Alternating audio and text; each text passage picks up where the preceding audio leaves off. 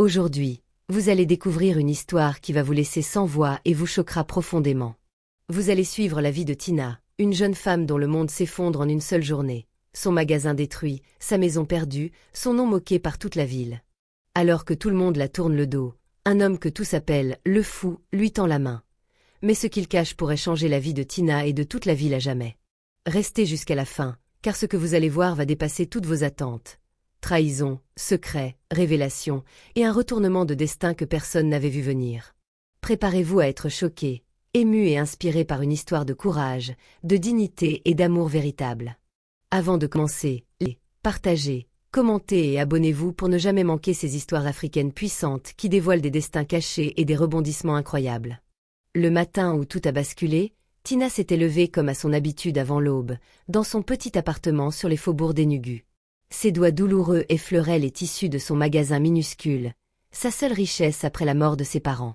Tina Fashion House était un petit rêve fragile, 2 vieilles machines à coudre, un miroir fendu et des piles de tissus soigneusement pliés. Chaque couture était une promesse, chaque point une victoire sur la misère. Mais ce matin-là, le bruit des moteurs lourds brisa sa routine. 2 camions de l'administration et un bulldozer s'approchèrent, rouges sous le soleil.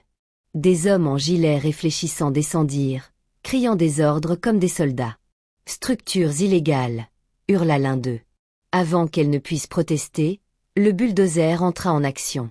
Le bois craqua, les tissus volèrent, sa machine à coudre tomba avec un bruit sinistre. Tina hurla, mais personne ne vint à son secours. Le magasin qu'elle avait bâti avec sueur et espoir disparut en poussière.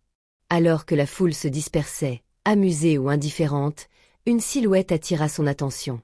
Un homme aux vêtements sales, pieds nus, barbe hirsute, le fou d'Enugu. Sans un mot aux moqueries des autres, il s'agenouilla, glissa un billet de 5000 Naira dans sa main et dit doucement « Va manger ». Tina le regarda, stupéfaite, une gentillesse inattendue dans un monde qui venait de l'écraser. Ce billet ne nourrit pas seulement son ventre, il nourrit son cœur. Ce geste simple fit naître une question qu'elle n'avait jamais osé se poser. Et si la bonté existait encore dans ce monde? Ce matin-là, Tina perdit tout matériellement, mais elle découvrit que l'humanité pouvait parfois surgir là où on s'y attend le moins. Le chemin vers la survie venait de commencer, et avec lui, l'ombre d'un destin inattendu qui bouleverserait sa vie. 2 jours après la destruction de son magasin, Tina errait dans les rues d'Enugu avec un petit sac contenant les tissus qu'elle avait pu sauver, ses aiguilles et son maître de couture. Elle frappait aux portes des tailleurs, offrait ses services gratuitement, mais partout, elle se heurtait au refus ou à l'indifférence. « Je ne peux pas porter le problème d'une autre personne », disait l'un. « Travaille trop dur, va-t'en », disait l'autre. La misère de Tina ne tenait plus seulement au manque d'argent. C'était la solitude et l'indifférence des autres qui pesaient le plus. À la tombée de la nuit, elle n'avait nulle part où aller. Le pont surplombant la rivière devint son refuge. Elle s'agenouilla contre un pilier, serrant son sac comme un enfant terrifié. La pluie commença à tomber, drue et glaciale, trempant ses vêtements et ses cheveux. Elle frissonna, impuissante, tandis que la ville semblait l'ignorer. C'est alors qu'une voix familière l'appela doucement. « Tina !» Le « fou » apparut, pieds nus, trempé lui aussi, portant un sac de provisions, du pain, du lait, des arachides. « Pas beaucoup, mais ça suffira pour ce soir », murmura-t-il. Tina sentit un mélange de honte et de gratitude. Personne ne l'avait jamais vue ainsi, vulnérable et pourtant digne. Sans un mot aux moqueries des passants, il s'assit à côté d'elle sous la pluie, gardant le silence comme un bouclier. Pour Tina, ce geste simple, offrir de la nourriture et sa présence, devint un symbole puissant. Même au plus profond de la défaite, quelqu'un pouvait encore la voir, la respecter, la protéger. Cette nuit-là, en serrant le sac contre elle, Tina comprit que survivre ne signifiait pas seulement chercher à manger ou un toit. Il fallait aussi reconnaître ceux qui vous traitent comme un humain quand le monde vous ignore. Et pour la première fois depuis la chute de son magasin, une lueur d'espoir naquit dans son cœur, fragile mais persistante, comme la promesse d'un lendemain qui pourrait changer sa vie. Après plusieurs nuits passées sous le pont, Tina n'avait plus aucune illusion sur la ville. Chaque regard, chaque rire moqueur la rappelait à sa condition de pauvre, de personne invisible. Pourtant, ce soir-là, l'homme que tout le monde appelait fou revint. Il lui tendit une main silencieuse et un mot simple. « Viens avec moi ». Tina hésita. L'inconnu, ses pieds nus et son apparence négligée, n'inspiraient pas confiance. Mais rester sous le pont signifiait continuer à mourir un peu chaque jour. Alors, elle suivit le « fou » dans un bâtiment inachevé à l'écart de la ville. Murs nus, poutres métalliques, absence de porte ou de fenêtre. Le lieu était austère, froid et inconfortable, mais il offrait ce qu'Enugu lui avait refusé, un toit et un espace sûr. Il alluma une lanterne et parla peu, mais avec respect. Tina sentit qu'elle pouvait respirer ici. Il lui offrit un côté de la pièce pour dormir, gardant l'autre pour lui, et la rassura qu'il ne la toucherait jamais. La première nuit fut longue, chaque bruit amplifié par la peur et l'habitude de la violence du monde extérieur. Pourtant, rien ne se produisit. Il restait simplement présent, silencieux, comme un gardien invisible.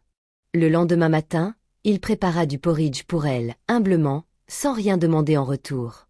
Pour Tina, ce geste dépassait la nourriture. C'était une reconnaissance de sa valeur humaine, un respect que personne ne lui avait jamais offert.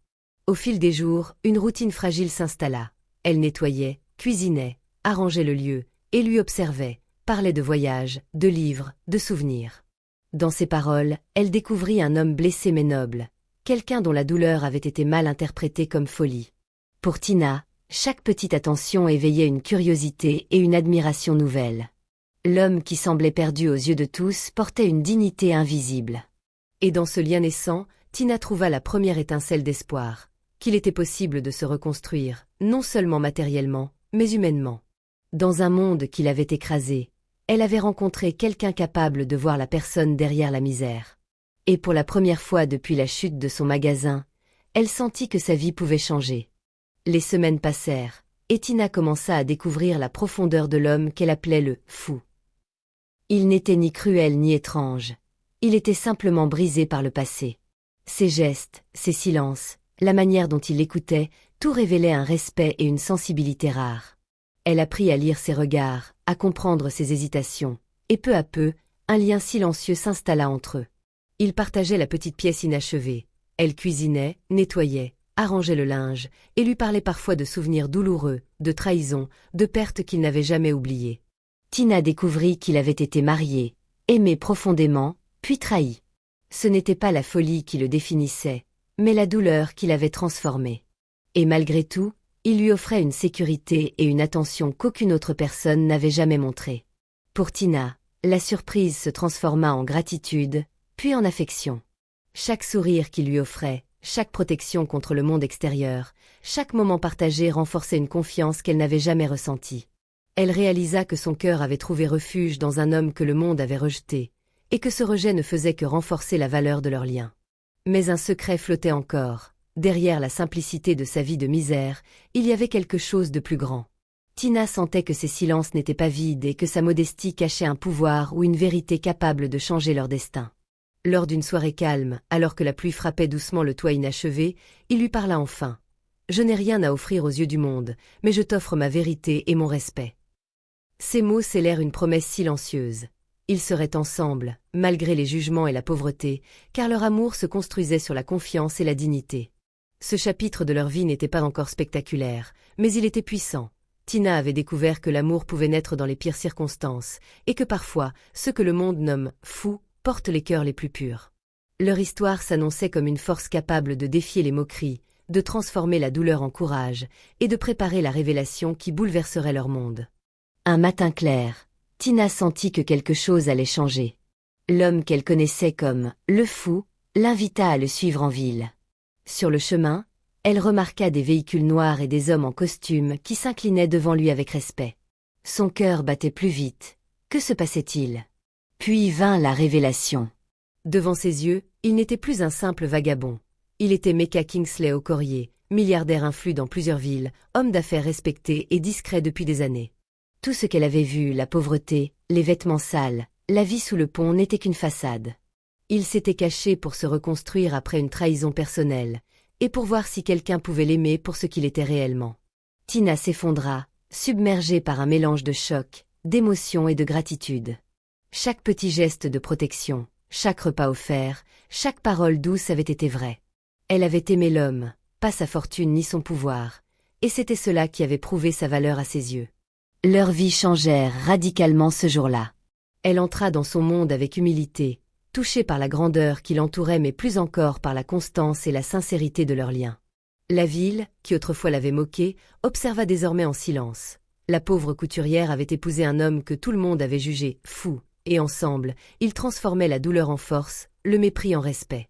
Le mariage fut célébré avec élégance et simplicité. Tina n'avait jamais été plus elle-même, ni plus fière. Dans ses mains tremblantes, elle tenait non seulement l'amour d'un homme, mais la preuve que la dignité, la patience et la bonté peuvent changer des vies, même quand tout semble perdu. La morale était claire. Ne jamais juger quelqu'un par son apparence ou sa situation. La vraie grandeur se cache souvent là où personne ne regarde, et la bonté offerte sans attendre de retour attire des bénédictions inattendues. Tina et Mecca devinrent la preuve vivante que l'amour, la loyauté et le respect peuvent réécrire les destins et inspirer ceux qui les entourent à croire que tout est possible. Abonnez-vous à la chaîne pour plus de vidéos incroyables. Laissez un like si cette histoire vous touche, et dites-moi en commentaire depuis quel pays vous nous regardez. Chaque abonnement et chaque commentaire nous aide à partager encore plus d'histoires puissantes et inspirantes avec vous.